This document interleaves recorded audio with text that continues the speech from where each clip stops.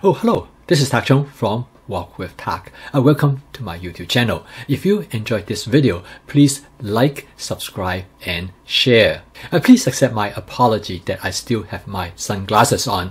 My pink eye is not quite there yet, so hopefully a couple more days I can get rid of these sunglasses. In one of our local restaurants, they serve a great cauliflower soup with bacon. They have done a fantastic job with this soup, and my wife just in love with it. However, recently the restaurant changed ownership, and they get rid of this soup on their menu. So my wife asked me whether I could recreate this soup in the kitchen. So after she told me the things she liked about the soup, as well as a couple of things that she would like to have me to change, I come up with this following template to make this cauliflower soup. I call it a template because I can use this same approach to make other kinds of soup. Okay, let's get into the kitchen and get started. And the first thing I'm going to do as I walk into the kitchen is to get some bacon out of the freezer and put it in a sink of warm water to thaw out. And then I also get some shrimp out of the freezer. I'm going to garnish the soup with some bacon as well as some shrimp. I have some cauliflower already prepped in the refrigerator, and actually this is one of the reasons I decided to make this soup. However, the cauliflower in the refrigerator is a little bit too big, so I'm going to chop them up into smaller pieces so they can cook a little bit quicker. Now, I probably should have put them into a food processor. That will save me some time, but cutting it is not such a bad thing anyway. After I cut them up, I got about 6 cups of cauliflower. This is come from about 1 small head of cauliflower. Next, I found some thinly sliced carrots in the refrigerator. This is advantage of advanced prepping. I have everything ready when I'm going to cook.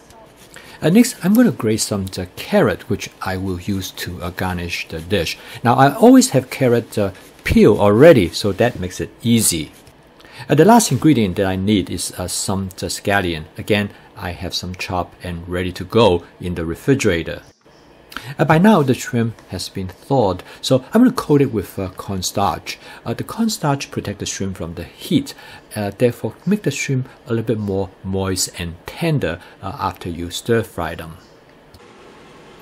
Okay, now I'm ready to cook. I'm going to cook the shrimp in my 14-inch large cast iron wok. I love this wok. I particularly like the construction of this wok. It is sturdy, and I particularly like when the wok spatula hit the wok. It makes a ringing tone. I love that sound. The shrimp cook quickly in this wok. Another feature about this wok is that it has a round bottom.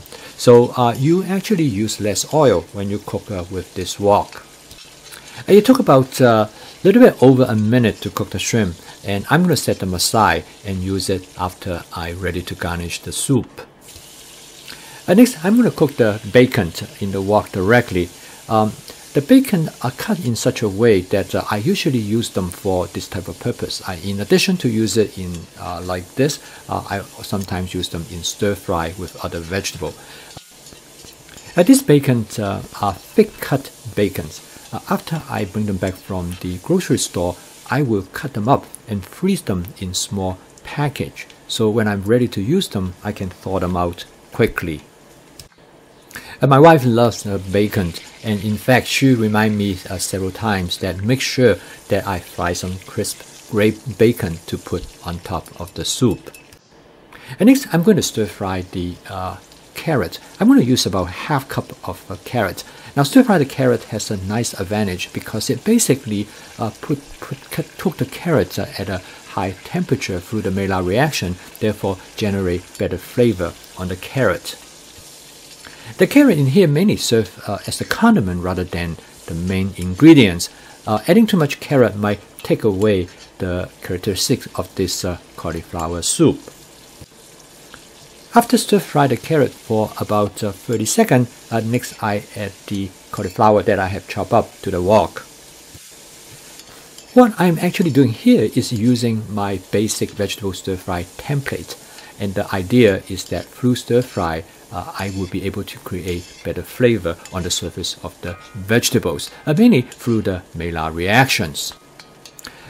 I decided to use this cast iron wok to cook this dish because I think the even temperature distribution on the surface of the wok is great for this cooking purpose, because I'm going to cook them for a length of time, and also since they cover a large surface area of the wok.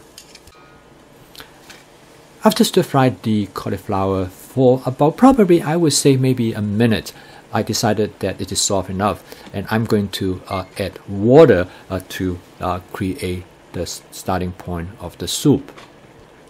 Boiling the contents with water at this point will soften the texture of the food ingredients so that it will be soft enough for me to homogenize them with a immersion mixer. I don't use the immersion mixer too often, but I love using it because it's wonderful to see how it just mixes and blends everything up into a fine soup. The wok turned out to be great for using this immersion mixer because of the large opened top, so you have plenty of space to work in. One thing make sure is that you immerse the immersion mixer completely in the soup, otherwise you're going to have things flying out all over the place. Well, the immersion mixer worked really well, and I'm going to add a bit more water to create a little bit more volume for the soup.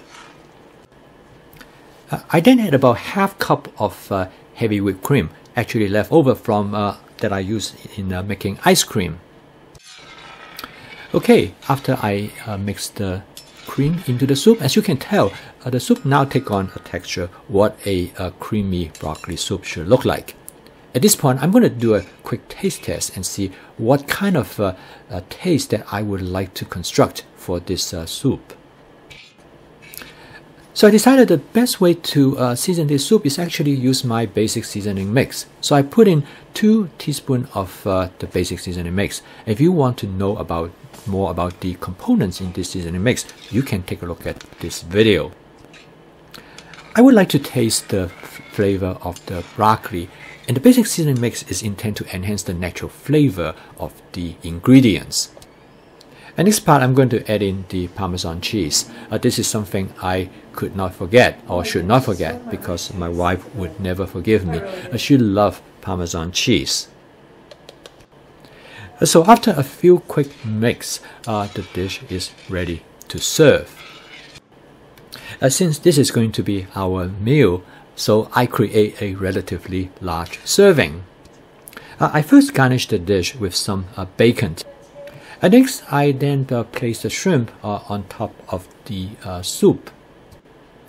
I then garnish the dish with some chopped scallion. This then followed by with some grated carrot to give some color. Both my wife enjoyed the bacon and the shrimp in the soup, and of course my wife loves the bacon, but in my case, I love the shrimp.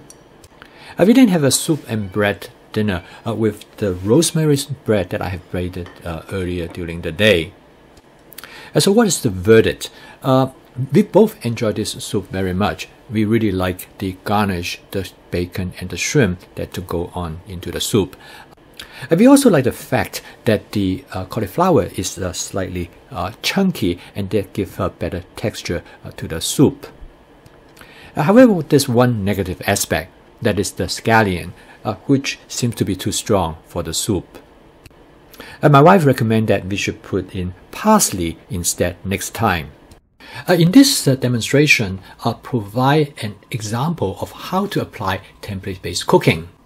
In fact, the foundation of cooking this soup is based on my basic stir-fry vegetable template. So this now becomes my basic template for vegetable soup of this kind. For example, I now can create, say, a carrot soup, a potato soup, or a broccoli soup using exactly the same template. Template-based cooking is definitely superior than recipe-based cooking, because in template-based cooking, you look to understand the function of the template, and you understand the critical steps so you can make modifications and adjustments easily. I used a large 14-inch cast iron wok to make this soup because of its heat holding capacity. I think this is a great way to use the cast iron wok because the wok is going to pack on top of the stove for the entire cooking session. No matter what wok that you have, this soup is very easy to make and it's almost fail-proof. Thank you for watching. If you enjoyed this video, please like, subscribe, and share. I'm posting video regularly, about one every day. If you have any suggestion or comment or any dishes that you would like me to demonstrate, please write me. See you next time.